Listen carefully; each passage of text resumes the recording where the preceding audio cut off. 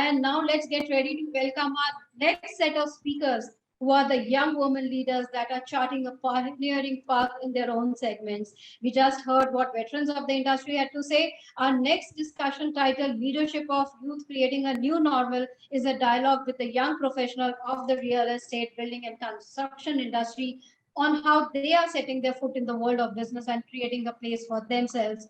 Let me welcome Ms. Amanda Purvankara, Executive Director, Provident Housing Limited, a young entrepreneur involved in the business from an early age, learning the ropes of the business while interning every summer and shadowing her father, the founder and chairman of Purvankara Limited.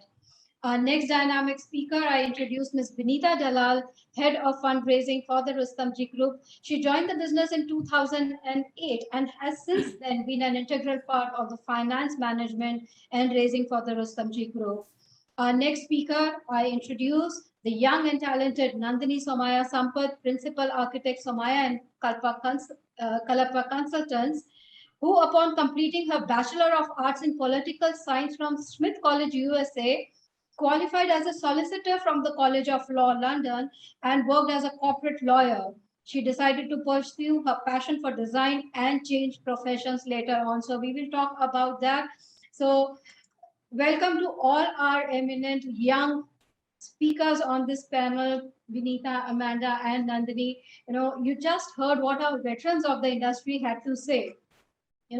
And you all are, the common thing between all our, young professionals here is that you are second generation in the business. Everyone thinks that's a very easy thing, everyone, you come from the family and you've got everything easy, but I'm sure, you had your challenges, your own challenges. So starting from you, Nandini, you joined the firm, the design firm of your mother, Brinda Somaya. What was your challenge? How did you make your own place in the firm? So good evening, Sapna. Thank you, Reality Plus, for having us on. I'm excited to be here with Binita and Amanda and share our experiences. As you mentioned, I was very fortunate. I grew up in a family of professionals, much like the earlier discussion, we had doctors and army officers, engineers, and my mother, of course, an architect. And educated in Mumbai, I found myself in the US at Smith College, and I did my political science degree. I also worked on Capitol Hill with a Congresswoman, Tammy Baldwin. She's a senator now. So the exposure to the political world at that time, I ended up in law in London and qualified as a corporate lawyer. And the love for India called me back.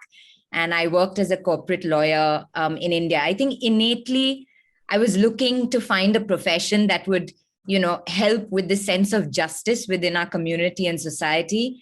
But somehow the creative part of my brain was constantly ticking, and I really grew up in a house of culture and art. And I found myself drawn very strongly towards design.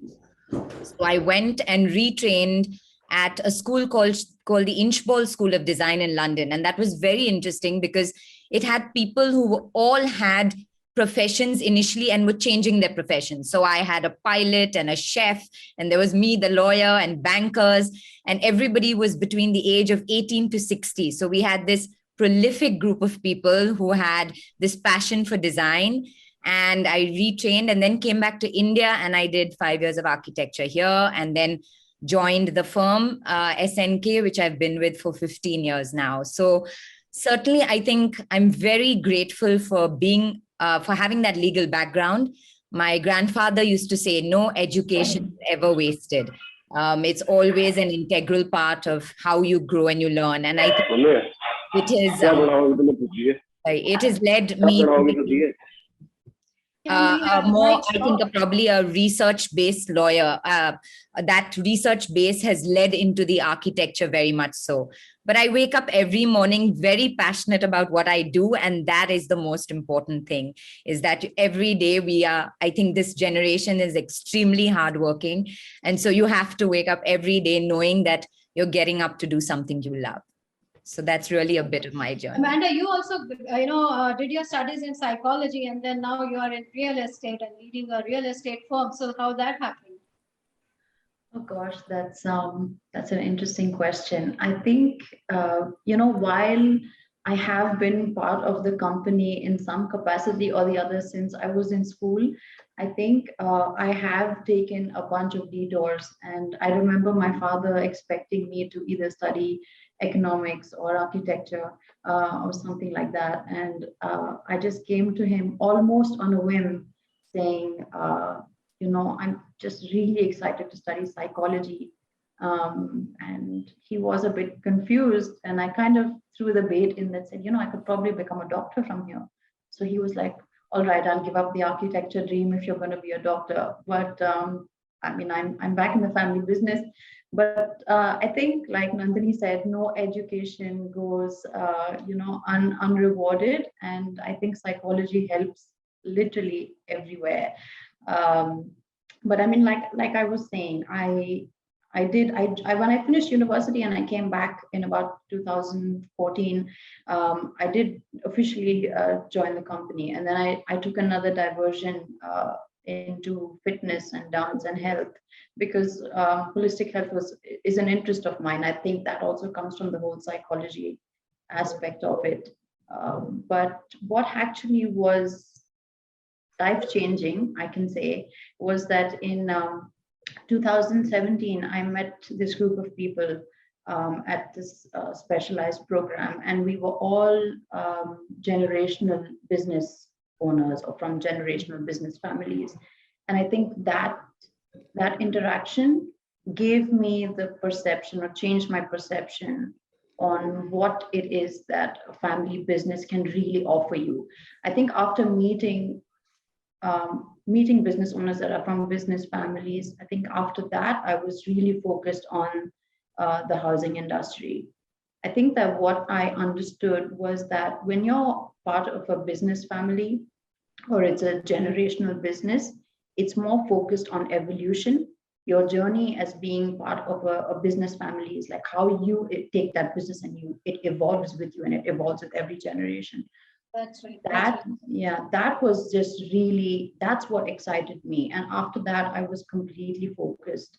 We are glad that you are in real estate and not a doctor. So we are glad for that.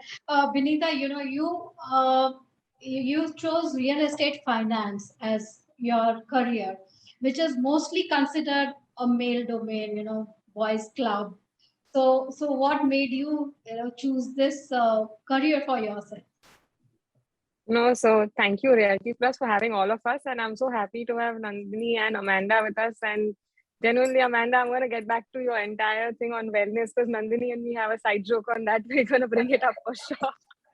But I don't think finance was something that I chose, but it chose me is how I like to say it. Because I used to always go to sites as a child because I used to really get enamored when, construction used to happen, because I think the entire process of seeing a piece of or a monument that's really going to last generations and centuries, because whatever you see around us in real estate or the buildings that you see around us, they've been there across centuries, and these are things which are the only man-made I would say structures that remained apart from the natural resources that occur. So that used to always, enamor me as a child when I used to go to site and I used to see construction workers, and I used to see an entire slab getting casted, and I used to be like absolutely spellbound.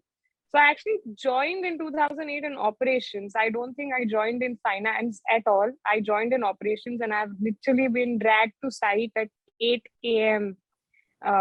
As far away as Virar by Virar local at 6 a.m. and made to walk 217 acres, got onto the slabs under construction, had an entire nail go through my leg and went through that entire process. So I think literally operations was where I started. But like the pandemic happened and we all realized health and wellness is very important for us. I think Lehman happened, and that's where all of us realized that the stability of an organization or the ability to outlast any event depends on the firepower or the ability to have financial power on their side. And I think that's something that actually happened for me in 2008, and Lehman happened, and it was something that it was the need of the hour. And I think finance is what came to me as something to take up. Finance and real estate is a very male dominated industry, but I think I've been fortunate that my voice was not shut down, which generally happens. And I think my uncles have been super supportive. They have literally ensured that things that I need to express are expressed, even if I'm on the wrong side of it at times. But yeah, and they've been literally my force to kind of ensure that whatever I have put out gets the right support in the right years to get things done. So I think finance is something that chose me after the Lehman crisis, and that's where I've been across the years now. Fantastic. I think, one thing that I'm getting here is the support. When your family supports in your decision, whether it was Vinita, that they did not shut your voice, that, you don't know about it, or we being men, we know finance more, or, in case of Amanda, that your father prompted you to join the business, to, encouraged you, or for in matters of Nandini, when you chose to change your career, your family supported you, although they were apprehensive, they had their suggestions, or they wanted you not to take that decision, but they supported you at that point of time. So that is one big takeaway from this, is that how families, when support women professionals, they kind of prosper in whatever career they plan to choose. My first question was that you all being second generation, coming from the family of the owners of the businesses, how did you make your own place? Because many a times people do not take seriously. So Nandini, starting from you, how did you make your own place, make people respect you in the organization as an individual and not as a daughter of the owner? I think that's everybody's journey is so different, but there's certain commonalities which come in. And I think there's no substitute for hard work. And as Benita said, you're taken through this grueling process. You start at the bottom because you really have to know the entire way that a company functions and what does it mean right from the bottom end to the top. So for me, very much it was like that. I am very blessed to work with my mother, and for the first few years, very much I shadowed her. And I think that's another aspect of being a lawyer. You kind of stand and you patiently watch and you learn.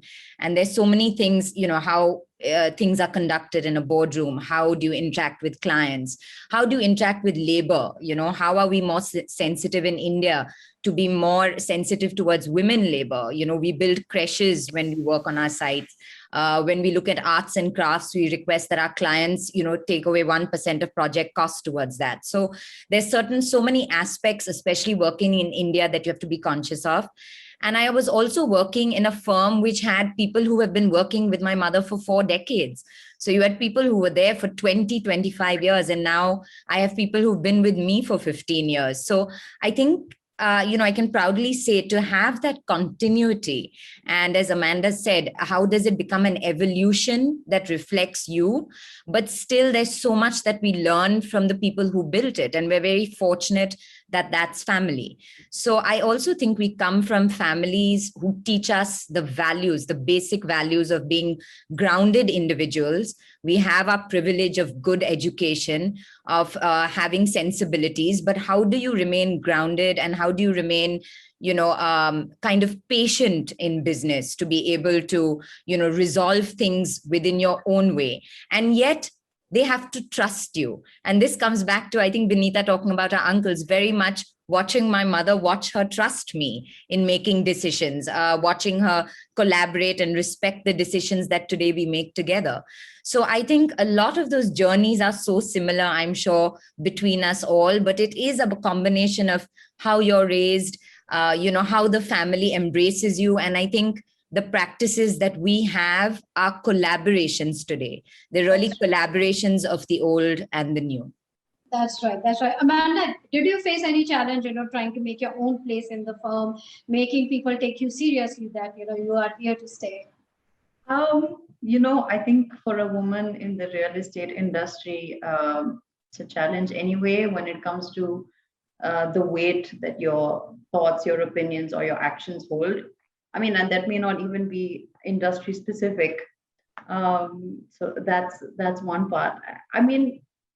I got to say, though, that being a part of a family business, the best part or the best advantage is the access that you have to the depth of their, of your family's knowledge and experience. That is really the best gift of being part of a family business. I think the challenge is that when you're trying to find your place in an established organization, there's always this challenge of coming out of the shadows of the senior generation and gaining that position and that respect from your colleagues and from your employees. So I think mainly it does depend also on your individual managerial skill. Of course, I mean, a lot of us who joined the family business start off at a certain position and you work your way up, but that also comes that has its restrictions as to how low you can go for various reasons. But I think that, again, it depends on your managerial skills sometimes, or your own personality. You work better in different ways. For me personally, I have a very collaborative approach. I think I work best when I'm working with everybody, like everybody. I prefer to keep a very close ear to the ground, so I really know what's going on. For me, that's what works, and for me, it's like I use that time to earn that respect and earn that place through action over time. So for So me, it is a gradual process. It is a gradual process, making your place, learning from the veterans of the industry, and then building on that, be collaborative, as you Amanda mentioned, and as Nandini mentioned, starting yes. from the scratch, learning on the way up, and then building your own place in the organization. Vinita, Amanda mentioned learning from the family members that Advantage Fund has. What were your learnings or the takeaways from the veterans of the industry in your organization, from your family members? So I think with great power comes great responsibility. I'm going to just take that from, Spider-Man and just kind of put that up. But the fact is that it's very hard when you come from the family to kind of be there and kind of work your way up, because it doesn't matter how many mistakes someone else does, but the minute you do one, it gets highlighted more than the rest. And it's also a lot of responsibility when you're out there, because everything that you say needs to be well thought, because what you say is how you're defined. So it's no one really talks about it, but it's genuinely hard when you get into a family business, or you come from a family where you're very close to the people who are the ones who made the company to kind of be part of it, because there is the pressure that you have to kind of stand out is larger, because most of the time people will very easily say, oh, it's a family here, so they've not done it. So a lot of your hard work gets in a way camouflaged with the fact that you are connected to the family, when in reality you really slog to get where you are, and that really doesn't come out most of the times. But it's very hard. But I think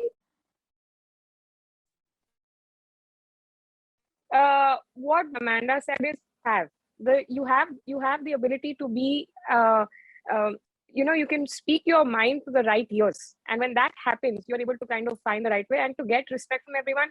Believe me, when I joined,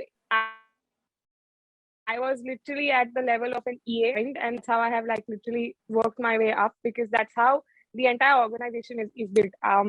We are family the minute we walk out the doors, but when we are in the doors of the office, it's extremely professional. You really need to respect that. That's right. Boundary, and you need to respect that boundary for the people in the office as well. You very rightly mentioned, Vinita, the credit for the achievements is sometimes not given just because you have a certain advantage of having a family member. No, you get the credit. But along with everything that you do, they also say, oh, because they are family, they come from that position, so it gets kind of camouflaged. You do get it, but it gets also camouflaged with that. Yeah, so pure credit sometimes does not come your way. So this was, what we... Sapna, I just add there, sorry. You get both. It's like you have both sides of the coin. You have the goods and you have the bads. You really need to know how to balance both out. That's true, and I think you all are managing it very well. We have seen your journey, Nandini. We had spoken earlier, when I had visited the office, and we had, that entire informal chat. So we have seen your journey starting from where, and now where have you reached? It's remarkable. And as our veterans that in the last session, they had had their own challenges when they started their career. You are facing, these challenges, particular challenges, and you are overcoming them in a really great way. My last question to all three of you, in one sentence, what drives you every morning, to go to office? What is the passion, your aspiration for the future? So, Amanda, starting from you. It's going to be hard to fit this in one sentence, but I think, people are always going to need homes, but the way we live and how we make such big financial decisions literally changes with every generation. I feel like the need to stay creative and relevant to a new home buyer, that's what drives me. I feel like there's an advent of technology in the forefront of home buying. And that's really exciting because it has the potential to be completely revolutionary. So I think for me, my aspirations, is to just stay creative with the product. But most importantly, what I would love to do or to be able to do in my lifetime is to make home buying a simple, transparent, and seamless experience. Fantastic. Nandini, what do you have to say? What drives you every morning, and what's your aspirations? I think it's a very exciting time to be in our country, and we're very privileged to be Indians. And for me, I think it's really architecture, as Ms. Sumaya says, is about being the guardian of the built and the unbuilt. So for us, I think it's a privilege to be able to work across the sections of society we are able to in India. So I think each of us within our individual professions need to uplift the nation as a whole and contribute fully as professionals. Okay, so Amanda says creative and being innovative in the product that she can offer. And, Nandini says it's an exciting times to be here and to, do something different for the society and to contribute to the country. Vinitha, what, again, the same question, what drives you and what's your aspiration for the future? So I love this industry. I love the bus that you have at the sites, and I genuinely go to the sites quite often. In fact, I kind of go there once a week, even if I'm kind of managing the money. But I think what's happened in the last 2 years is the way we live, the way we go to work, the way we think, everything has changed. No generation is going to ever experience this. And the ability to make something out of this, which is going to last for another century, is something that motivates me every morning to get up and get to work, because I think we're in that zone, both in creatively, innovatively, literally redefining the way we look at our lives. A lot of us have kind of changed the way we live. We've got more healthy. Nandini and me are on the same program we discovered yesterday. And we've really realigned ourselves to kind of live with the new normal. We're going to be creating a legacy for the next generation and the next generations to come when we walk out of this pandemic, and the way we walk out of this pandemic. And the ability to be part of that history is something that really motivates me every morning. That's right. Charting your own way and creating history, that is what we have been saying. Thank you everyone for that wonderful conversation. It was indeed fantastic to know about your challenges as young entrepreneurs, your motivations, and the way you all are creating history, and your aspiration, your desire, that we can see that burning desire in all our three speakers here, young speakers, that they want to make a difference.